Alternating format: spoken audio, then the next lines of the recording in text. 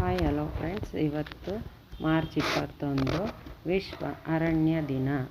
ಇವತ್ತು ವಿಶ್ವ ಅರಣ್ಯ ದಿನ. ಅದಕ್ಕೆ ಮುಂಚೆ ನನ್ನ ವಿಡಿಯೋ ಫಸ್ಟ್ ಟೈಮ್ ನೋಡ್ತಾ ಇದ್ರೆ ಒಂದು ಸಬ್ಸ್ಕ್ರೈಬರ್ ಆಗಿ, ಒಂದು ಲೈಕ್ ಮಾಡಿ, ಒಂದು ಬೆಲ್ ಬಟನ್ ಆನ್ ಮಾಡಿ ಫ್ರೆಂಡ್ಸ್. ವಿಶ್ವ ಅರಣ್ಯ ದಿನ. ಕಾಡು ಉಳಿಸಿ, ನಾಡು ಉಳಿಸಿ, ಹಸಿರೇ ಉಸಿರು. ಮರ ಇದ್ದರೆ ಮಳೆ, ಮಳೆ ಇದ್ದರೆ ಬೆಳೆ, ಬೆಳೆ ಇದ್ದರೆ ನಮ್ಮೆಲ್ಲರ ಬದುಕು. ಅರಣ್ಯ ಬೆಳೆಸಿ ಉಳಿಸಿ ನಮ್ಮೆಲ್ಲರ ಕರ್ತವ್ಯ. ಇದೊಂದು ಇದನ್ನು ಬರೆದಿದ್ದೀನಿ ನೋಡಿ. ನಾವೇ ಮಾಡಬೇಕಾಗಿರೋದೇನು ಅಂದರೆ ಅರಣ್ಯ ಉಳಿಸಿ. ನಾವಂತೂ ಯಾವ ರೋಡಲ್ಲಿ ಹೋಗಿ ಗಿಡಗಳಂತೂ ಬೆಳೆಸೋದಿಲ್ಲ. ಅದರಿಂದ ನಾವು ಈಗ ಹಣ್ಣುಗಳೆಲ್ಲ ತುಂಬ ಬರ್ತಾಯಿದೆ. ಹಣ್ಣುಗಳು ತಂದು ತಿಂತೀವಿ. ಆ ಹಣ್ಣುಗಳ ಬೀಜಗಳಿರುತ್ತಲ್ಲ, ಬೀಜಗಳನ್ನೆಲ್ಲ ಎಸಿಬೇಡಿ, ಡಸ್ಟ್ಬಿನ್ಗೆ ಹಾಕಬೇಡಿ. ಅದನ್ನೆಲ್ಲ ತೊಳೆದು ಒಂದು ಒಣಗಿಸ್ಬಿಟ್ಟು ಸ್ವಲ್ಪ ಕವರ್ಗೆ ಹಾಕಿ ಎತ್ತಿಟ್ಕೊಳ್ಳಿ. ನಾವೆಲ್ಲರೂ ಹೊರಗಡೆ ಹೋಗ್ತೀವಲ್ಲ, ಲಾಂಗ್ ಜರ್ನಿ, ಆವಾಗ ಅದನ್ನು ತಗೊಂಡೋಗಿ ರೋಡ್ ಸೈಡಲ್ಲಿ ಬಿಸಾಡಿ.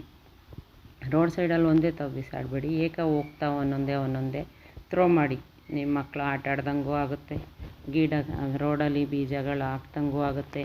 ಮಳೆಗಳು ಬಂದಾಗ ಆ ಬೀಜಗಳು ಮೊಳಕೆ ಹೊಡೆದು ಗಿಡಗಳಾಗಿ ಬೆಳೆಯುತ್ತೆ. ಅದರಲ್ಲಿ ನೀವು 100 ಬೀಜಗಳು ಎಸಿದ್ರೆ 10 ಗಿಡಗಳಾದರೂ ಉಳ್ಕೊಳ್ತವೆ. ಅದರಲ್ಲಿ 5-6 ಮರಗಳಾಗ್ತವೆ. ಆ 5 ಮರಗಳಲ್ಲಿ ಎಷ್ಟೋ ಜನ ಹಣ್ಣುಗಳು ತಿಂತಾರೆ, ಪ್ರಾಣಿ ಪಕ್ಷಿಗಳು ತಿಂತವೆ.